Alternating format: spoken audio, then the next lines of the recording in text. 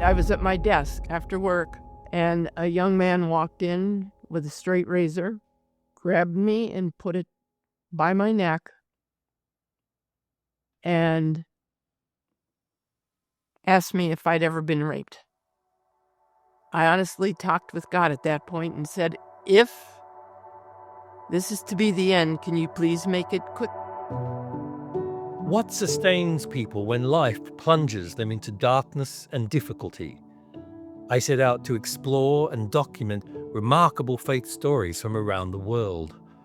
My journey led me to Cleveland, where I met Sue, who struggled with her faith until she came face to face with death. My mom and I didn't always get along. I was an odd child out. I kind of was a tomboy. I liked to climb trees and I liked to play in the dirt and all of that. I was just kind of a different child than she figured her first would be. But then my grandmother came into the picture, and she was quite a force, and she was one of the people that believed in me because I didn't. Her death was hard. And that's where I probably withdrew from God. Because how could he let that happen? And I was 18. She was that kind of influence on me. And so losing her, and at 18, it was tough. I floundered because I moved away from my faith for a little. But God watched over me. He was always there. I just didn't realize it. It took about 6 years to come out of that, and I went into teaching at college. I was at my desk after work, and a young man walked in with a straight razor, grabbed me and put it by my neck, and asked me if I'd ever been raped. Well, you can imagine what that was going through my head. And we were going back into what's like an alcove. Well, being the fighter I am, I just pushed a cart into him. Well, that didn't work. That kind of irritated him. I got a little cut that's still on my nose, right here.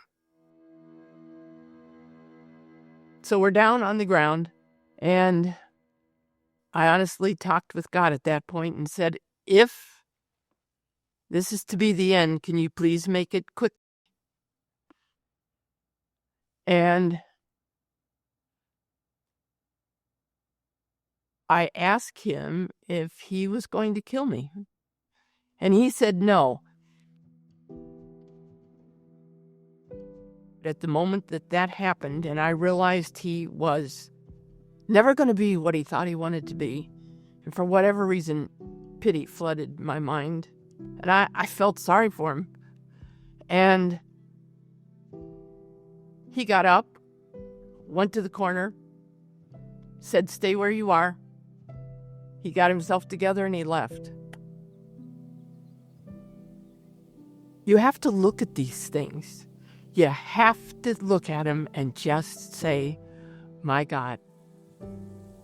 And you then go back to Scripture and how he knows every hair on our head.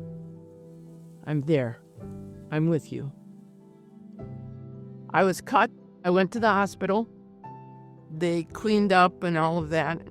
The doctors, I think, were probably amazed because I wasn't crying and screaming in a fit. It was, whether it was shock or whether it was just, I don't know. I can remember I had certain hymns in my head when I went to the hospital. And he will hold me fast, abide with me. To this day, I like hymns because when I can't remember Scripture and your mind isn't working as clearly, you can have a song in your head and your heart, and it will hold me fast and bring me back to where I need to be. And that's not always easy. that Thanksgiving, I was really thankful to be alive. And life really started changing because in the process of all of that and talking with God, I did say, it's time that I really moved a lot closer to you. And that was a beginning where I really probably started to put my faith in action. I trusted him a whole lot more. Even though the incident was horrible, I was alive. I was still able to teach. I still was able to love, to all of that. My feeling is this is all part of what I am, and it's because I went through the tough times, I went through the trials, and he didn't let me off. I often will say he took me through the storm. He doesn't take you around it, he takes you through it. And then you go back to the 23rd Psalm.